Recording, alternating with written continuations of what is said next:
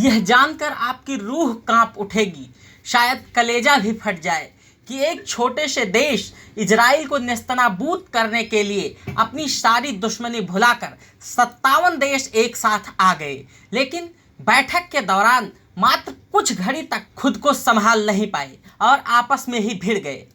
बात बस इतनी सी थी कि सबको इजराइल के हमले की जमकर निंदा करनी थी। सभी ने मिलकर की भी, लेकिन जैसे ही इजराइल की तरफ से हमलों को तत्काल रोकने की बात की गई, बस इसी बात पर सबके हौसले बदल गए, बात बदल गए, जज्बात बदल गए और सबकी प्रतिक्रियाएं भी बदल गई और जनाब बदले बदले से नजर आने लगे।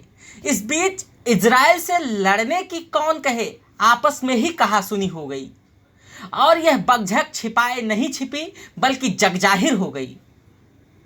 यह बात कोई और कहता तो किंतु परंतु सही गलत की संभावना बनती, लेकिन इसका भंडाफोड़ तो फिलिस्तीन के विदेश मंत्री ने खुद कर दिया।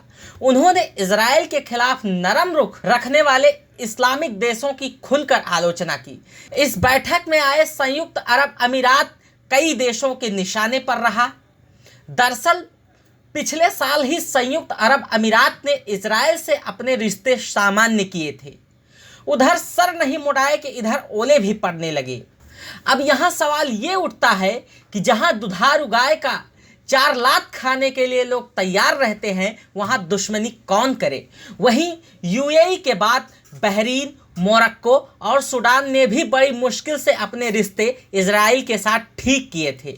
अब बिरादरी की बात थी तो पंचायत में चले गए थे, लेकिन इतना खिलाफ थोड़ी ना बोलेंगे कि सामने पड़ने पर तमाचा खाने की नौबत आ जाए।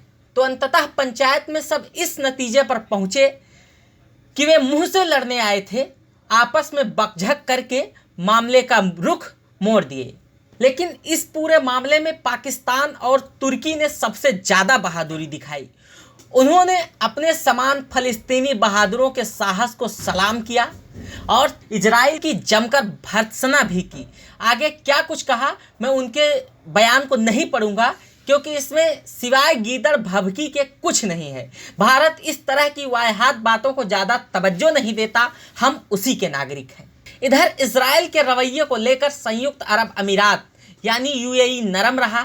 उसने इजराइल के साथ अपनी दोस्ती का हवाला देते हुए आक्रामक रवैया छोड़ने की अपील की।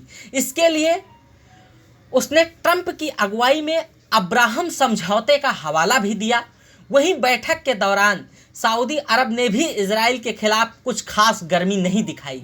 वहीं ओआईसी ने बयान जारी करते हुए कहा कि अल अक्सा मस्जिद मुस्लिम समुदाय की तीसरी सबसे पवित्र मस्जिद है और इस्लामी दुनिया के लिए वह लाल रेखा है, लेकिन यहाँ कोई स्थिरता या सुरक्षा नहीं है सिवाय इसके उसे कब्जे से आज़ाद करवाया जाए। अगर इजराइल अपनी सीमा रेखा को पार करने की कोशिश करता है तो इसे बर्दाश्त नहीं किया जाएगा। इस्लामिक सहयोग संगठन ने अपने बयान में इसे अंतर्राष्ट्रीय शांति और सुरक्षा के लिए सीधे तौर पर खतरा बताया है। फिलहाल बैठक का नतीजा ये रहा। इधर फिलिस्तीन पर इजराइल का कहर जारी है। इजराइल होली दिवाली एक साथ मनाने से बिल्कुल नहीं बाज आ रहा है। सुबह सुबह तड़के भोर में ही या कहें तो ब्रह्म मुहूर्त में ही ताबड़तोड़ एयर स्ट्राइक करके तबाही मचाकर बोला कि ऐसे ही हमले जारी रहेंगे।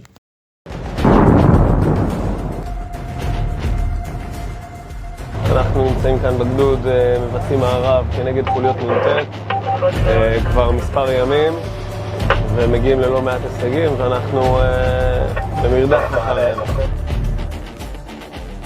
אנחנו משתמשים בטכנולוגיות מגוונות וחדשניות כדי להגיע להשמדת המחבלים. ביצענו השמדה עד עכשיו ואנחנו נמשיך לבצע השמדה גם בהמשך הדרך כדי למנוע פגיעה באזרחים. אהלן, קוראים לי רועי חשאי, מפקד הגדוד 75 פלוגת כפיר, נמצאים בשטח, שומרים עליכם. איזה מטרות כל אחד משמיד ונעלה לבצע. רשמו לי 4 תבואו. הגדוד כאן בחדוות עשייה הגדולה, גאים להגן על תושבי מדינת ישראל, ואנחנו נעשה את זה בנחישות, עם גאווה גדולה, להחזיר את השקט לארץ.